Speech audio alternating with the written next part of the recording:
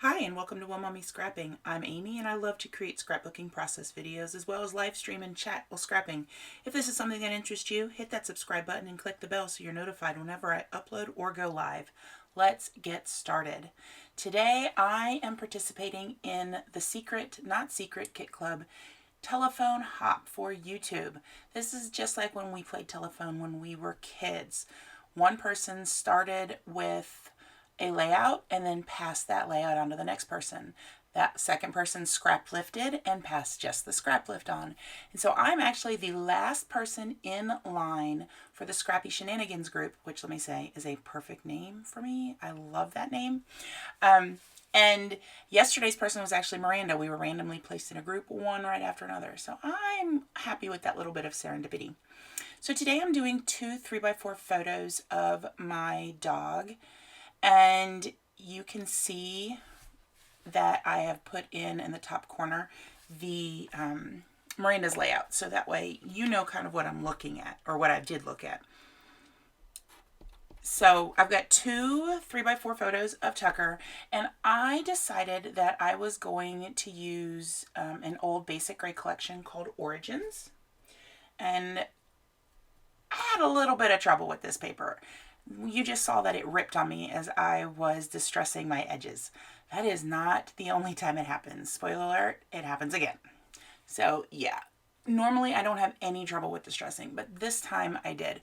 The background paper that I gutted, I don't normally gut my papers. I make exceptions for Basic Gray though, because it's a company that isn't around anymore. So I want to make sure that I am using everything that I've got.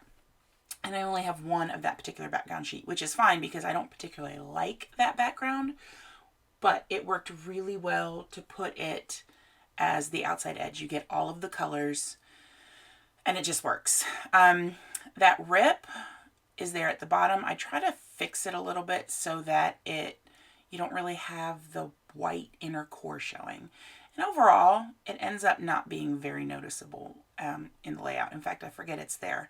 So I need to mat my two photos from or of Tucker. And this yellow paper, I absolutely adore. It is my favorite, and I wish I had cut a bigger piece of it. I neglected to do so and regret that because you can't see very much of it. It's a really cool pattern, and that's what I like. Miranda's layout had a lot more layers, and oddly enough, I am not including as many layers as Miranda did. I don't know why. This collection, I didn't feel like I needed it. There was a lot going on. There's a lot of pattern happening, which tends to be what goes on with Basic Gray. So I'm trimming down the background, not background, the mats. And I only put one mat for, I think I only put one mat. Yeah, I only put one mat for my photos of Tucker, which is very uncommon for me. But I made sure to cut a straight edge of that gutted section, and then it was just very easy to trim down for a mat for 3x4. And I'm actually remembering to do the distressing before I put the photo down. I have the bad habit of gluing the photo down and then going, oh yeah, that's right, I have to distress. I have enough trouble with that with inking and sticking the photo down, and it's led to bad things. I've had to reprint photos before because I end up scraping the photo up. So I am attaching the photos to the paper. And what I just did there, I shouldn't have done. I flipped the photo over to put the adhesive on the back, and I put it right on top of my photo mat, which normally wouldn't be a big deal, except I just used ink. So there was technically some wet ink on there. And that's not really, wasn't a problem this time, but it's another bad habit. I am just full of bad habits in this video. If you have any scrappy bad habits, leave me a comment down below. Let me know what they are and let me know I am not alone in this. All right, there's a lot of distress edging, so let's increase the video speed so you guys don't have to sit through that, because let me tell you, it was boring enough with me doing it.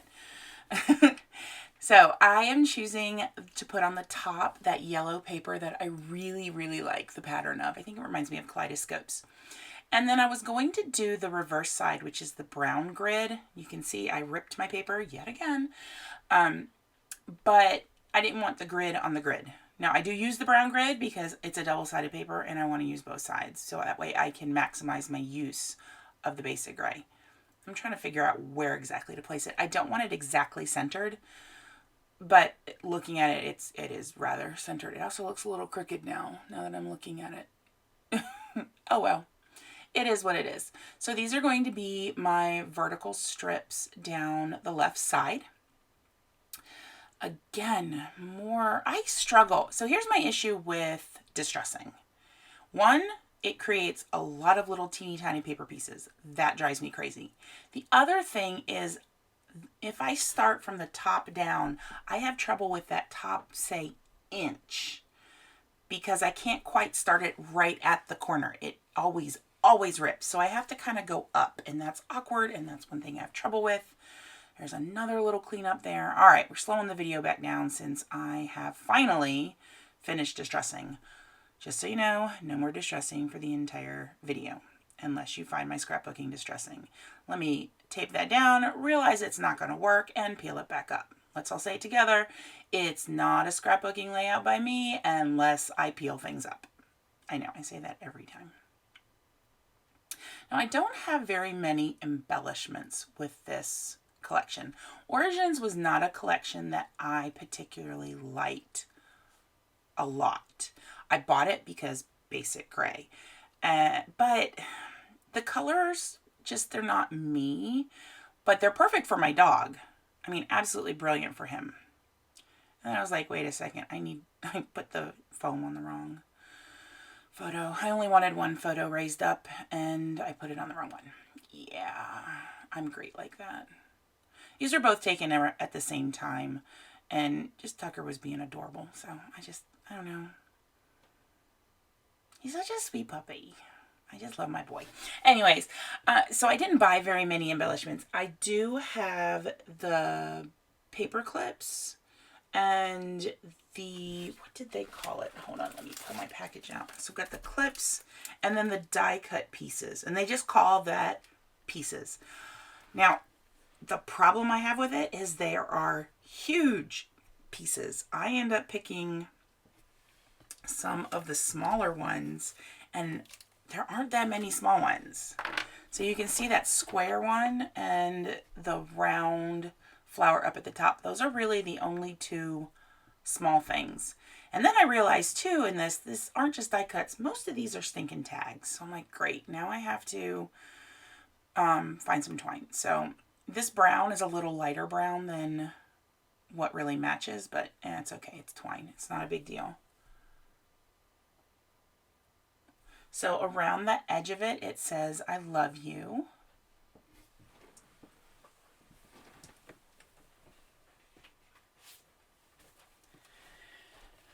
And then I am going to I decided ahead of time that my title was going to be Tucker Boy. That's what I don't know, not necessarily my daughter, but I know my husband and I constantly call him Tucker Boy. My husband even calls him TB for Tucker Boy. Like, come on, TB, let's go for walkies. And so he answers to that. So I figured I have these monogram stickers. The mini mono stickers is what they call them. And I'm going to use that as my large title element and then do boy in these green ones.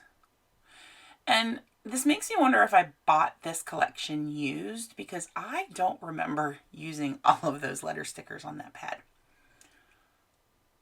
So before I started the video, I went shopping through my Clip It Up, which has all of my random embellishments, and I pulled out things that I thought would match. Now, the two things I just pulled off were an arrow and this little swoopy banner.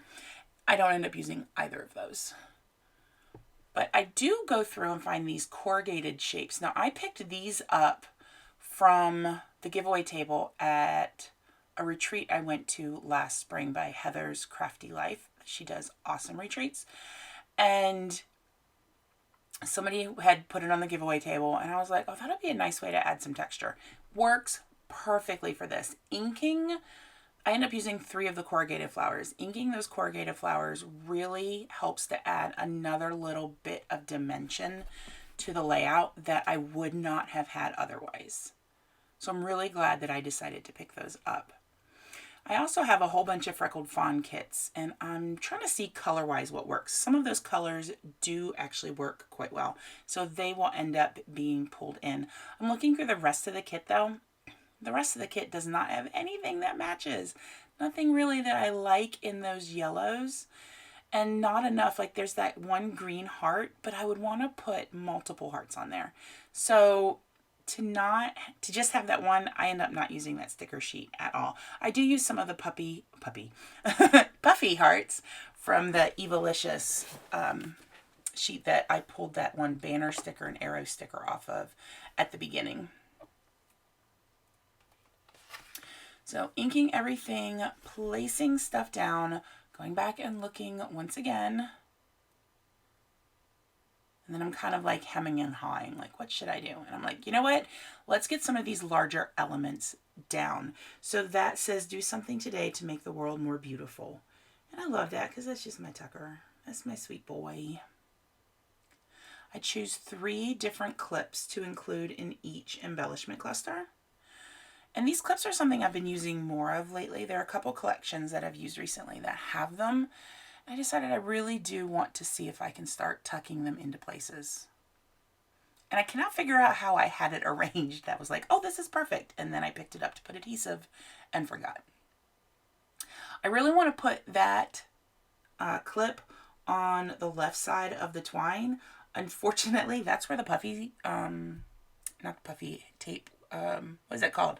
Foam tape. That's where the foam tape is. So it's not going to work. But it ends up being fine right where it is. I'm including now those smaller die cuts. So the square one, I wasn't sure where to put it. All of my other embellishments are round. It is the only square thing. So I included it over in the corner that I did because there are also those other corner elements there. So it felt like it actually fit better in that spot than anywhere else. You can see I attempted to put that swoopy puffy banner from Evalicious down. Didn't work. So I'm grabbing some old Maggie Holmes gold stickers. And I don't even know what collection this is from. Let's see here. I've got it next to me. Does it say? Nope, it doesn't say. Just crepe paper, Maggie Holmes, 2013. Oh, Style Board. That's written there. So, I don't know, was that a Maggie Holmes collection? This came in a kit I got. Not normally something I would pick up. But again, it works. Tucking that word hello in there by the title makes it look like the title's Hello Tucker Boy, which I am not mad at. That's what I say to my sweet boy every time that I get home. Like, hello, Tucker Boy. And so it works. Including some of those puffy hearts from Evalicious and putting the other ones back on that sticker sheet. Then I pull out the puffy stickers from Freckled Fawn. That yellow house works brilliantly. I did not think it would match, but the yellows actually do work really well together. It's a slightly brighter yellow, but again, doesn't really matter to me. It coordinates quite well. But I want to go ahead and include some of the other puffy things, and so I include the 2 puffy yellow banners and then the green one that says hi. I'm not particularly in love with the green one saying hi so close to the word hello, but you know, it works. And then I realized I forgot to get my Nuvo drops, which is silly since I use those for almost every layout.